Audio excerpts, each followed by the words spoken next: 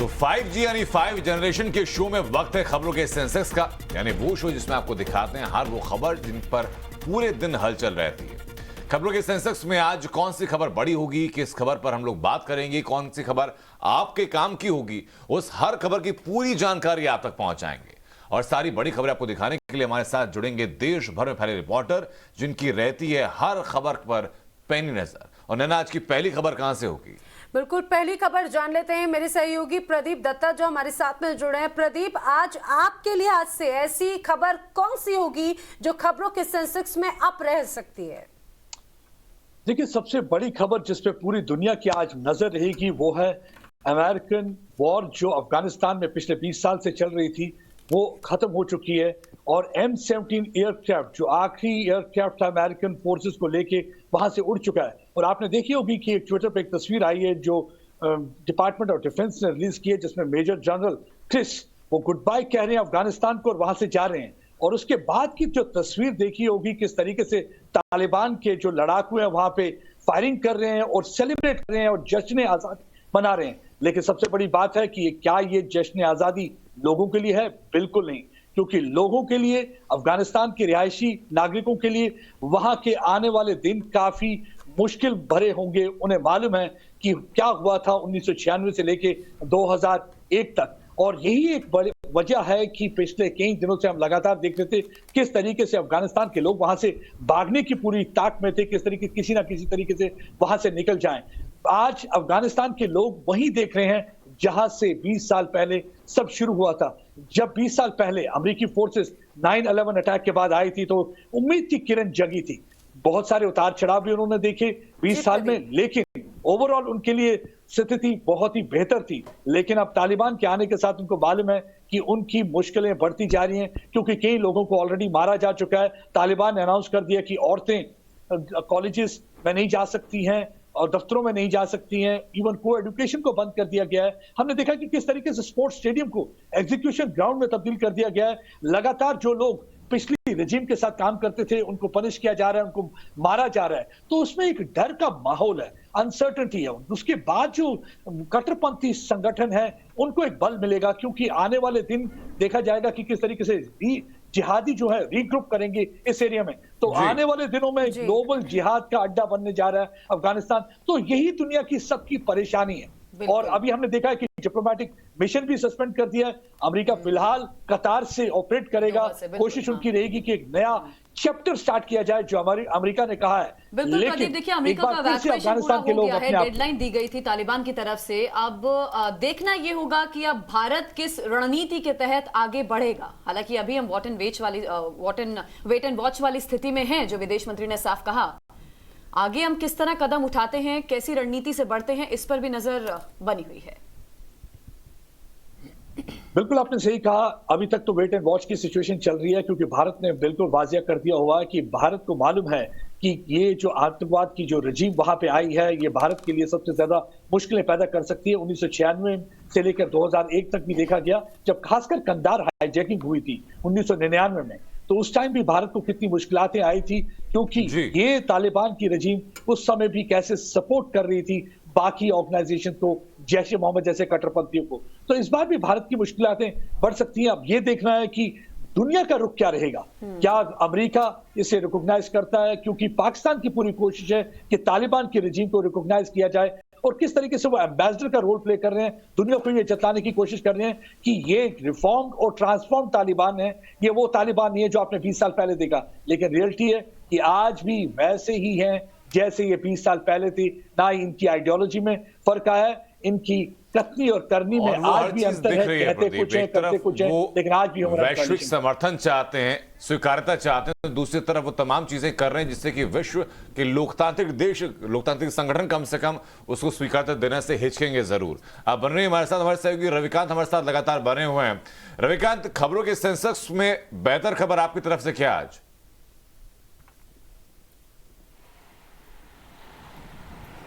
देखिए ना, खबरों के सेंसेक्स में आज बड़ी खबर टाइम्स नाउ भारत के स्टिंग से जुड़ी हुई है। जो कन्वर्जन का स्टिंग हमने दिखाया कि किस तरीके से हरियाणा के मेवात रीजन में प्रलोभन देकर, दबाव देकर हिंदुओं को मुसलमान में कन्वर्ट किया जा रहा है, हमारे स्टिंग का आज सबसे बड़ा असर होता हुआ दिखाई दे रहा है। पहले हरियाणा की सरकार ने इसकी जांच के लिए एसआईटी का गठन किया, फिर पूरे केस को एसटीएफ को ट्रांसफ़र कर दिया और अब जो जानकारी मिल रही है उसके मुताबिक हरियाणा के मुख्यमंत्री मनोहर लाल खट्टर ने इस बात का दावा किया है कि जो एंटी कन्वर्जन लॉ है उसका ड्राफ्ट पूरी तरीके से तैयार हो गया है। यानी सरकार कन्वर्जन को रोकने के लिए कानून बनाने पर पूरी तरीके से तैयार है और उसका मसौदा तैयार हो चुका है। 3 लोगों की कमेटी गठित की गई थी अनंत, उन्होंने अपनी रिपोर्ट दे दी है और कल मनोहर लाल खट्टर ने सार्वजनिक रूप से कहा कि अगर जरूरत पड़ती है तो सरकार ऑर्डिनेंस लेकर आएगी और जल्द से जल्द इसको अमली जामा पहनाया जाएगा। क्योंकि इस तरीके की जानकारी हरियाणा सरकार को मिली है टाइम्स नाउ नवभारत के स्टिंग के बाद कि मेवात और हरियाणा के कई अलग अलग रीजन में जो कन्वर्जन है वो बड़े पैमाने पर किया जा रहा है और उसको रोकने के लिए हरियाणा सरकार के पास कोई कानून नहीं था। इसलिए अब सरकार को लगता है कि इसकी ज़रूरत है और इसी ज़रूरत को ध्यान में रखते हुए अब सरकार जो है एंटी कन्वर्जन लॉ लाने जा रही है और हो सकता है कि अगले ही सत्र में इस बिल को इंट्रोड्यूस कर दिया जाए और उसके बाद इसके धर्मांतरण के खिलाफ लड़ने के लिए हरियाणा सरकार के पास एक पुख्ता और कठोर कानून होगा। रविकांत, साफ तौर पर देखा जाए जिस टाइम्स नाउ नवभारत ने इस स्टिंग ऑपरेशन से धर्मांतरण का खुलासा किया था, लेकिन अभी भी कई ऐसे सवाल है जो मन में आते हैं कि आखिर इन सबके पीछे किसके आदेश पर यह सारा धर्मांतरण का पूरा प्रोसेस चल रहा था?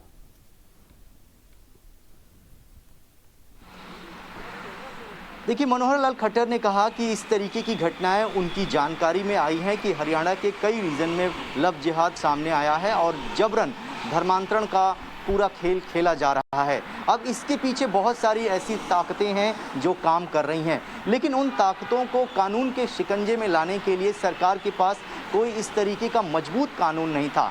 अब सरकार को इस बात का एहसास हुआ है कि अगर ये सब कुछ रोकना है तो हमारे पास एक कानून होना चाहिए। इसीलिए 3 सदस्यीय कमेटी का गठन किया गया था। उसमें होम मिनिस्टर लगातार इनपुट ले रहे थे, जो सॉलिसिटर जनरल हैं उनसे जानकारी ली गई और 2 आईपीएस ऑफिसर नियुक्त किए गए थे। उन्होंने अपनी रिपोर्ट दी है और इस रिपोर्ट के आधार पर जो ड्राफ्ट है एंटी कन्वर्जन लॉ का वो पूरी तरीके से बनकर तैयार है। अब हरियाणा सरकार बहुत जल्द एंटी कन्वर्जन कानून जो है बनाने जा रही है, जिसके तहत इस तरीके के मामलों से डील किया जाएगा और जो लोग भी इसमें इन्वॉल्व हैं उनको कड़ी से कड़ी सजा का प्रावधान इस कानून में किया गया है। जी रविकांत, बहुत शुक्रिया आपका जानकारी के लिए, लेकिन आप हमारे साथ बने रहे। टाइम्स नाउ नवभारत ने जब खबर दिखाई तो अब जाकर ड्राफ्ट भी बनकर तैयार हो गया, मसौदा बनकर तैयार हो गया और इसको अमली जामा पहनाने की अब तैयारियां हैं, या कानून की शक्ल में या फिर अध्यादेश की शक्ल में। अब आगे बढ़ते हैं, रुक करते हैं रंजीता का। रंजीता, आपके पास क्या बड़ी खबर आज के दिन के लिए?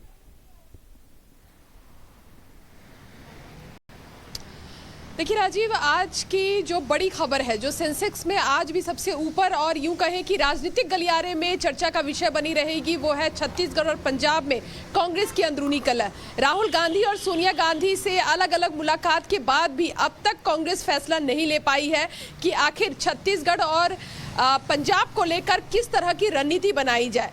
आज पंजाब कांग्रेस के प्रभारी महासचिव हरीश रावत पंजाब पहुंच रहे हैं। 2 दिनों का ये दौरा रहेगा उनका। वो देहरादून से डायरेक्ट चंडीगढ़ पहुंचेंगे और कहा जा रहा है कि वहां वो कैप्टन अमरिंदर सिंह और नवजोत सिंह सिद्धू दोनों से मुलाकात करेंगे। पहले अलग अलग मुलाकात की बात कही जा रही है और उसके बाद जब अलग अलग बातचीत करके अपने अपने ग्रीवांसेस वो हरीश रावत के सामने रखेंगे, उसके बाद इन दोनों नेताओं को आमने सामने बैठाया जाएगा। सूत्रों के हवाले से खबर ये भी निकल कर आ रही है कि अभी फिलहाल हरीश रावत 2 दिन के लिए जा रहे हैं पंजाब, लेकिन अगर अंदरूनी कलह नहीं सुलझ पाई और कुछ और दिक्कतें रही तो ये दौरा लंबा भी खिंच सकता है। वहीं छत्तीसगढ़ की अगर बात की जाए तो भूपेश बघेल राहुल गांधी से मुलाकात करके रायपुर लौट चुके हैं। उन्होंने यहाँ अपना शक्ति प्रदर्शन दिखाया। विधायकों का एक पूरा हम कह सकते हैं परेड कराई गई। 50 से ज्यादा विधायक दिल्ली पहुंचे और अब टीएस सिंहदेव दिल्ली पहुंचे हुए हैं। सूत्र ये बता रहे हैं कि राहुल गांधी से मुलाकात हो सकती है, हालांकि अभी तक समय नहीं मिला है राहुल गांधी से मिलने का और राहुल गांधी कुछ दिनों बाद छत्तीसगढ़ के दौरे पर जा सकते हैं। तो ऐसे में कांग्रेस पार्टी की बड़ी मुसीबत, ये 2 राज्य जहां कांग्रेस की सरकार है और आने वाले समय में चुनाव है, लेकिन अंदरूनी कलह की वजह से कांग्रेस को खासा नुकसान हो रहा है। लेकिन रंजीता एक बात और जरा समझाइए कि जब भूपेश बघेल आते हैं, राहुल गांधी से मुलाकात करते हैं और उसके बाद में ये एक तरह से अपने बॉडी लैंग्वेज या फिर ये संदेश देने की कोशिश कर रहे होते हैं कि भाई अब सारी चीजें उनके फेवर में हैं, और ऐसा लग भी रहा था कि या ऐसा हो सकता है कि भूपेश बघेल के पक्ष में राहुल गांधी हो, आलाकमान उनके फेवर में हो, लेकिन उसके बाद में टीएस सिंहदेव एक बार फिर से शक्ति प्रदर्शन करते हैं। तो क्या कहा जाए, क्या आलाकमान अभी जो कश्मकश है उससे सुलझा नहीं पा रहे? क्या राहुल गांधी के हस्तक्षेप के बाद में भी अभी तक स्थिति छत्तीसगढ़ की नहीं सुधर पा रही है? देखिए, निश्चित तौर पर नैना, राहुल गांधी से भूपेश बघेल की मुलाकात, जो पहली मुलाकात हुई थी वो 24 अगस्त को हुई थी, और उस दिन की अगर बॉडी लैंग्वेज की बात की जाए, तीनों ही नेता, चाहे वो टीएस सिंहदेव हो, भूपेश बघेल या फिर पीएल पुनिया जो प्रभारी है छत्तीसगढ़ के, तीनों के ही बॉडी लैंग्वेज को देखकर ये लग रहा था, क्योंकि वहां उन्होंने मीडिया से बात तक नहीं की। उन्होंने कहा कि नेतृत्व परिवर्तन को लेकर किसी तरह की चर्चा नहीं हुई है, लेकिन जो उनके हाव भाव थे उससे ये लग रहा था कि राहुल गांधी ने कोई कड़ा मैसेज दिया है। सूत्रों के हवाले से ये खबर थी कि राहुल गांधी ने भूपेश बघेल को ये याद दिलाया कि 2.5 साल का फॉर्मूला हुआ था और अब आपकी बारी है, आप टोन डाउन कीजिए, आप इस्तीफा दीजिए और ये मौका टीएस सिंहदेव को मिलना चाहिए। उसके बाद भूपेश बघेल ने एक आखिरी कोशिश की, विधायकों की परेड कराई दिल्ली में, लेकिन टीएस सिंहदेव भी अभी हार मानने को तैयार नहीं है। जिस तरह के बयान उन्होंने रायपुर एयरपोर्ट पर दिए कि परिवर्तन ही सबसे बड़ा सत्य है, ऐसे में ये माना जाए कि दोनों ही नेता आमने सामने हैं और राहुल गांधी को इसमें बड़ा फैसला लेना है। ये तो छत्तीसगढ़ की बात हुई रंजीता। केरल कांग्रेस से भी अंतरकलह की खबरें सामने आ रही हैं, क्या अपडेट है अभी फिलहाल? देखिए, निश्चित तौर पर केरल कांग्रेस में एक बड़ा बवाल सामने आया है। बवाल ये कि केरल कांग्रेस के सचिव है पारसनाथ, उन्होंने राहुल गांधी को एक पत्र लिखा और उस पत्र में केसी वेणुगोपाल जो संगठन महासचिव है उनके खिलाफ बड़े आरोप लगाए। उन्होंने ये कहा कि जब से केसी वेणुगोपाल संगठन महासचिव हुए हैं तब से अलग अलग राज्यों में कांग्रेस पार्टी टूट रही है, बड़े नेता कांग्रेस पार्टी छोड़कर जा रहे हैं। यहाँ तक आरोप उनके पत्र में ये लगाया गया कि केसी वेणुगोपाल बीजेपी के साथ मिले हुए हैं और बीजेपी के साथ मिलकर वो केरल में कांग्रेस को खत्म करना चाहते हैं। इस पत्र के जारी होने या यूं कहें कि राहुल गांधी को पत्र लिखने के कुछ ही घंटों बाद पारसनाथ को पार्टी से निष्कासित कर दिया गया, ये कहकर कि कांग्रेस आलाकमान को वो चैलेंज कर रहे हैं। लेकिन सबसे बड़ा सवाल ये कि अलग अलग राज्यों में अलग अलग तरह की जो दिक्कतें या यूं कहें कि जो अंदरूनी कलह है उससे जूझ रही कांग्रेस, अगर इसी तरह से कुछ नेताओं को पार्टी से निकालने और कुछ नेता पार्टी छोड़कर चले जाए तो फिर कांग्रेस का झंडा कौन बुलंद करेगा? क्या कांग्रेस पार्टी के लिए जो बीजेपी की तरफ से कहा जा रहा था कि कांग्रेस मुक्त भारत हो जाएगा, क्या उसी दिशा की तरफ कांग्रेस पार्टी बढ़ रहा है? क्योंकि जो नेता सवाल उठा रहे हैं उनके सवाल उठाने के पीछे के कारण को ना देखते हुए उस नेता पर कार्रवाई कांग्रेस पार्टी कर रही है। ये एक बड़ा सवाल है, कांग्रेस किस तरह से इन तमाम चीजों से निकलकर बाहर आ पाएगी, क्योंकि एक एक कर सभी राज्यों में कमोवेश एक जैसी स्थिति बन रही है। बिल्कुल रंजीता, बने हमारे साथ हमारे सहयोगी अरिंदम दास भी जुड़ चुके हैं। अरिंदम, खबरों के सेंसेक्स में आपके पास क्या अहम खबर आज के लिए? कांग्रेस और एआईयूडीएफ की महाजोट जो ग्रैंड अलायंस बनी थी वो ऑफिशियली अभी टूट गया। कल कांग्रेस ने ये ऑफिशियली अनाउंस किया कि जो कांग्रेस और एआईयूडीएफ की अलायंस है वो लोग खत्म कर रहे हैं। एक्चुअली कांग्रेस के एमपी गौरव गोगोई ने 27 अगस्त को ही ये एक हिंट दिए थे कि ये जो महाजोट है कांग्रेस और एआईयूडीएफ के, ये टूटने वाले हैं। ये महाजोट बने थे 2021 के असम इलेक्शन से पहले, क्योंकि ये लोग चाहते थे कि दोनों पार्टीज एक साथ होंगे तो बीजेपी के एक बहुत बड़ी टक्कर दे सकते हैं, इसीलिए वो महाजोट बने थे। लेकिन अभी असम के इलेक्शंस खत्म हो गए, नतीजे भी आ गए, यहाँ बीजेपी सरकार आ गई है। लेकिन ये अभी कांग्रेस बता रहे हैं कि ये जो अलायंस टूटी है इसका मेन रीजन ये है कि पिछले कुछ दिनों से एआईयूडीएफ के लीडर्स जो है वो बीजेपी के लीडर्स और असम के मुख्यमंत्री को बहुत प्रशंसा कर रहे हैं, इसीलिए वो लोग बोल रहे हैं कि हम लोग ये अलायंस नहीं रख सकते हैं।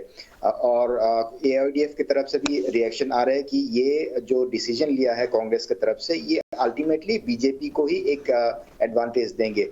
लेकिन अंदर की जो बात है ये है कि असम में 5 कंस्टिट्यूएंसीज में बाई इलेक्शंस होने वाले हैं, तो ये बाई इलेक्शंस को मद्देनजर रखते हुए ही ये अलायंस टूटा है, क्योंकि दोनों पार्टी चाहते हैं कि वो अकेले ये जो 5 कंस्टिट्यूएंसीज में बाई इलेक्शंस होंगे उसमें अकेले लड़ेंगे।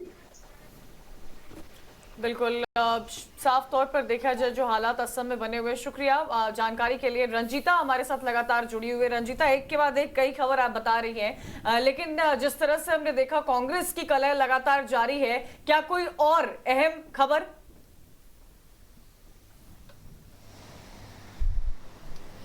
देखिए, एक खबर और निकल कर आ रही है। हरियाणा के करनाल में जिस तरह से किसानों के ऊपर लाठीचार्ज की गई, उसका कांग्रेस पार्टी विरोध कर रही है, और न सिर्फ विरोध बल्कि इसको लेकर राजनीतिक मुहिम भी चलाने की कोशिश हो रही है कांग्रेस की तरफ से।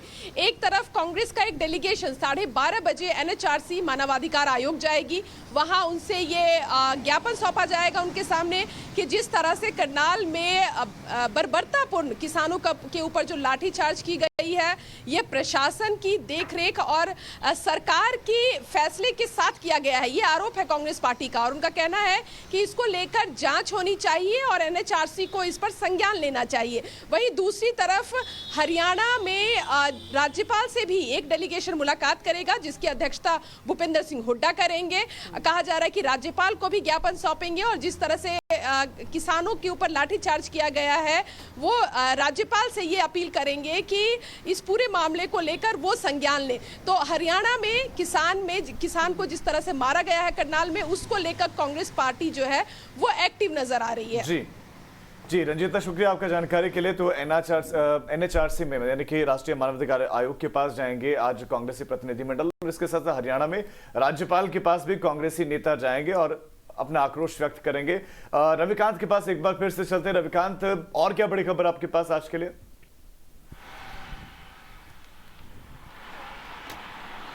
देखिए राजू, आज दूसरी सबसे बड़ी खबर ये है कि जमीयत उलेमा हिंद के जो राष्ट्रीय अध्यक्ष हैं अरशद मदनी, उन्होंने एक विवादास्पद बयान दिया है। उन्होंने अपने बयान में कहा है कि जो गैर मुस्लिम लोग हैं उनके अभिभावकों से मैं इस बात का अनुरोध करता हूं कि वो अपनी लड़कियों को एजुकेशन में ना भेजें। यानी लड़के और लड़की एक साथ पढ़ते हैं, जिसकी वजह से ही लड़कियों के साथ दुष्कर्म की घटनाएं होती हैं, जघन्य अपराध होते हैं। इसलिए मेरा अनुरोध है कि लड़कियों के लिए अलग से स्कूल और कॉलेज ओपन किया जाए और उनको अलग पढ़ाया जाए। ये जो बयान है वो उनकी संकीर्ण मानसिकता को साफ तौर पर दिखाता है राजीव, क्योंकि आपको याद होगा कि जब अफगानिस्तान पर तालिबान ने कब्जा किया, जब उनका पूरा अधिकार हुआ, तो पहला जो डिसीजन लिया गया उनकी तरफ से कि लड़कियां जो है अलग पढ़ेंगी, लड़के अलग पढ़ेंगे, लड़कियों को ऑफिस में नहीं जाने दिया जाएगा। जो तालिबानी सोच है उसको भी मानने वाले कुछ लोग भारत में मौजूद हैं, जो ये बयान साफ तौर पर दिखाता है। क्योंकि इस बयान में उनका जो देखने का नज़रिया है, खास तौर पर लड़कियों को और महिलाओं को, वो कितना संकीर्ण है, कितना छोटा है, इसका आकलन आप लगा सकते हैं कि एक साथ पढ़ने से लड़कियों के साथ दुष्कर्म की घटनाएं होती हैं। और इसके साथ ही उन्होंने अपने बयान में ये भी कहा है कि मैं उनसे अनुरोध करता हूं कि लड़कियों के लिए अलग ही पूरा जो एजुकेशनल सिस्टम है वो डेवलप किया जाए, जो सीधे तौर पर तालिबान की सोच से मैच खाता हुआ है। और हमारी जानकारी के मुताबिक इस बयान का जबरदस्त विरोध हो रहा है। जो इतने हिंदू संगठन हैं, खासतौर पर VHP, RSS, उनके इस बयान का विरोध कर रहे हैं कि इस तरीके के बयान से वो आखिर दिखाना क्या चाहते हैं। क्योंकि ये जो बयान उन्होंने दिया है ये कोई स्लिप ऑफ टंग नहीं है। वो 84-85 साल के हैं, पढ़े लिखे हैं, और जानबूझ के इस तरीके का बयान उनकी तरफ से दिया गया है, क्योंकि तालिबान को लेकर जो पॉलिटिकल माहौल है वो बनाया जा रहा है। कुछ लोग कहते हैं कि जो तालिबान है वो बिल्कुल सॉफ्ट हो चुका है और ये सॉफ्ट वर्जन है तालिबान का, लेकिन उनकी जो सोच है वो धीरे धीरे निकलकर सामने आ रही है और हिंदुस्तान में भी उसको इंडोर्स करने वाले लोग अब सामने आ रहे हैं। बिल्कुल, और ऐसे लोगों की भरमार अब देखने को मिल रही है। लगातार इस तरह के बयानबाजियां देखने को मिल रही है। और अब रुक कर लेते हैं दिल्ली का, जहां से नीलाशीष हमारे साथ में जुड़े हैं। नीलाशीष, आपके पास में ऐसी कौन सी खबर है जो आपको लगता है कि आज अप रह सकती है? जी, आज देखिए सुप्रीम कोर्ट में 9 नए न्यायाधीशों को शपथ ग्रहण करवाया जाएगा CJI NV रमन्ना द्वारा। ये बहुत महत्वपूर्ण है 2 मामलों में। पहला कि ये इतिहास में, भारत के इतिहास में पहली बार हुआ है कि एक साथ 9 जज पद की शपथ लेंगे। और दूसरी बात जो बहुत महत्वपूर्ण है कि इन 9 जजों में 3 महिला न्यायाधीश भी हैं जो शपथ ग्रहण करेंगी। इनमें से जस्टिस नागरत्ना जो है वो कतार में आ गई हैं भारत की पहली महिला सीजेआई बनने के लिए, इस पद का भूमिका निभाने के लिए 2027 में वो बन सकती है भारत की पहली महिला सीजेआई। तो ये बहुत बहुत महत्वपूर्ण चीज है। इसके आगे ये बात भी है कि सुप्रीम कोर्ट को बहुत राहत मिलेगी जब इस तरह से 9 नए जज शपथ ग्रहण करेंगे, क्योंकि जो स्वीकृत संख्या है सुप्रीम कोर्ट की वो 34 जजों की है। और पहली बार पिछले 10 साल में ऐसा हुआ है कि ये संख्या कम होके 24 पे आ गई थी, जो आज के शपथ ग्रहण समारोह के बाद 33 पे आ जाएगी। तो 10:30 बजे आज सीजेआई एनवी रमन्ना शपथ ग्रहण करवाएंगे इन पदों पे। को हमारे से साझा करने के लिए, दर्शकों से साझा करने के लिए शिवानी मुंबई से हमारे साथ है। शिवानी, ओवर टू यू, क्या खबर है?